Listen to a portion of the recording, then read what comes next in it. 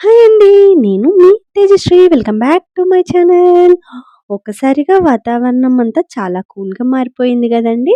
అలాంటి టైంలో ఇలాంటి హాట్ స్నాక్ అయితే చాలా పర్ఫెక్ట్‌గా ఉంటుందని ఈరోజు నేను మీ ముందుకు అరటికాయ బజ్జీతో వచ్చేసాను. దానికోసం నేను 2 పచ్చి అరటికాయలను తీసుకొని శుభ్రంగా కడుక్కొని, పీల్ చేసుకొని ఇలా ఉప్పు వేసిన నీళ్ళల్లో వేసి పక్కన పెట్టుకుంటున్నానండి. నేనైతే ఇవి 2 రకాలుగా కట్ చేశాను. అదే నేను మీకు చూయిస్తున్నాను.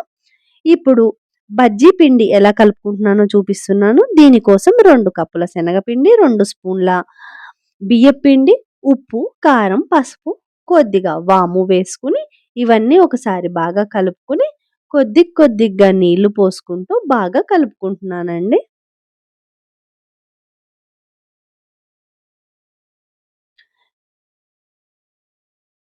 ఇలా కొద్దిగా నీళ్లు పోసుకోవటం వల్ల ఎక్కువగా లూజ్ కాకుండా ఉంటుంది. ఇప్పుడు ఇందులోనే చిటికెడు వంట సోడా వేసుకొని మళ్ళీ ఒకసారి కలుపుకోవాలి. ఈ వంట సోడా వేయటం వల్ల బజ్జీలు చాలా ఫ్లఫీగా అయితే వస్తాయండి. ఇప్పుడు మనం ముందుగా నీళ్ళల్లో పెట్టుకున్న అరటికాయ ముక్కలను ఇలా ఒక పొడి క్లాత్ మీద వేసుకొని వాటర్ అంతా పీల్చే వరకు పక్కన పెట్టుకోవాలండి. లేదంటే ఇలా ఒకసారి అద్దుకుంటే వాటర్ అంతా పోతాయి. ఈలోగా మనం స్టవ్ మీద అయితే కళాయి పెట్టుకొని కావాల్సినంత వరకు ఆయిల్ పోసుకొని ఆయిల్‌ని వేడి చేసుకోవాలి. ఇప్పుడు మనం కట్ చేసుకున్న అరటికాయలను ఒక్కొక్కటిగా తీసుకొని ఈ పిండిలో ముంచుకొని ఆయిల్‌లో అయితే డిప్ చేసుకొని 2 సైడ్స్ గోల్డెన్ కలర్ వచ్చే వరకు వేయించుకోవాలి. ఇలా నేనైతే ఈ ప్రాసెస్ అంతా సిమ్ టు మీడియం ఫ్లేమ్‌లో అడ్జస్ట్ చేసుకుంటూ చేస్తున్నానండి. ఇలా 2 సైడ్స్ గోల్డెన్ కలర్ వచ్చే వరకు అయితే వేయించుకోవాలి. ఇలా ఈ ప్రాసెస్ అంతా రిపీట్ చేసుకోవాలి.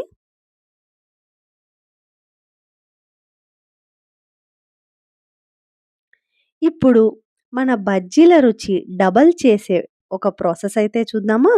దానికోసం ఒక బౌల్‌లో సన్నగా కట్ చేసిన ఉల్లిపాయలు, వేయించుకున్న పల్లీలు, కొద్దిగా కొత్తిమీర, చిటికెడు గరం మసాలా వేసి బాగా కలుపుకొని బజ్జీల మధ్యలో ఒక కట్ చేసి ఈ ఫిల్లింగ్‌ని పెట్టేస్తే ఆహా! అది ఏం రుచండి.